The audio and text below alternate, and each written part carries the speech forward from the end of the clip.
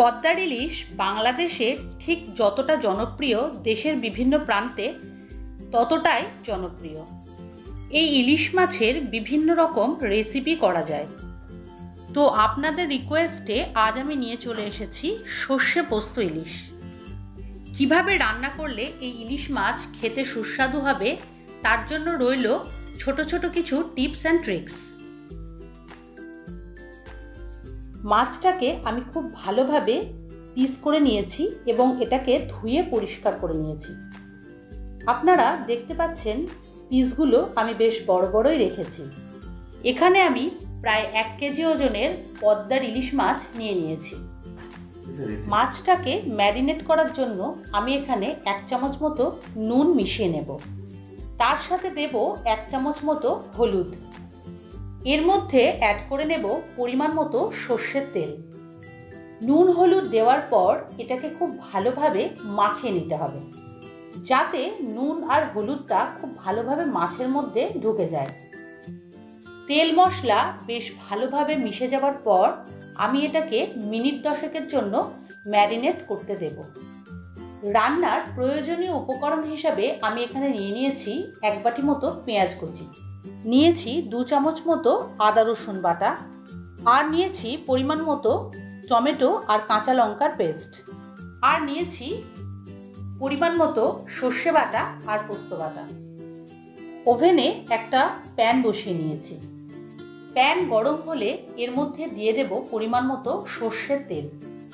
তেল গরম হয়ে আসলে এর মধ্যে অ্যাড করব পেঁয়াজ কুচিগুলো। পেঁয়াজ কুচি অ্যাড করার পর এর মধ্যে আমি দিয়ে দেব কালো জিরে, আর অ্যাড করব একটা শুকনো লঙ্কা। কালো জিরে আর শুকনো লঙ্কাটা দেওয়ার জন্য এর ফ্লেভারটা খুব ভালো আসবে। পেঁয়াজগুলোকে বেশ ভালোভাবে লাল লাল করে ভেজে নিতে হবে। এর মধ্যে অ্যাড করে দেব আদা রসুনের পেস্টটা। আদা রসুনের পেস্ট দেওয়ার পর এটাকে খুব ভালোভাবে নাড়াচাড়া করে নিতে হবে। অ্যাড করে দেব টমেটো আর কাঁচা লঙ্কার পেস্টটা। আবারও বেশ ভালোভাবে নাড়াচাড়া করতে হবে। এই রান্নার প্রধান উপকরণ হিসাবে পরের স্টেপে আমি অ্যাড করব সর্ষে বাটা। সর্ষে বাটা দেওয়ার পর এটাকে ভালো করে নাড়িয়ে নিতে হবে।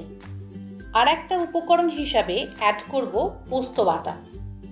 পোস্ত বাটা দেওয়ার পর সমস্ত মশলাগুলোকে খুব ভালোভাবে কষিয়ে নিতে হবে। মশলাগুলো কষানোর সময় অবশ্যই ফ্লেমটা লোতে রাখবেন।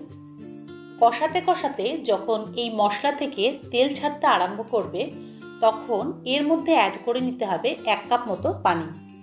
কষাতে কষাতে আপনারা দেখতেই পাচ্ছেন মশলার রঙটা কত সুন্দর এসেছে।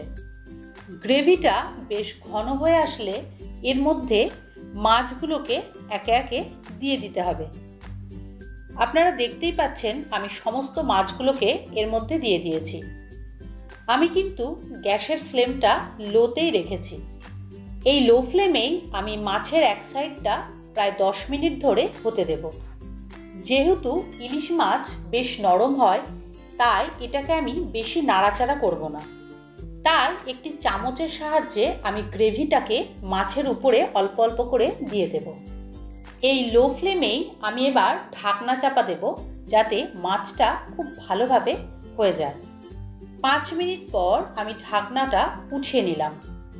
আপনারা দেখতেই পাচ্ছেন মাছটা থেকে খুব সুন্দরভাবে তেল ছাড়ছে আর এর রঙটাও হয়েছে অসম্ভব সুন্দর।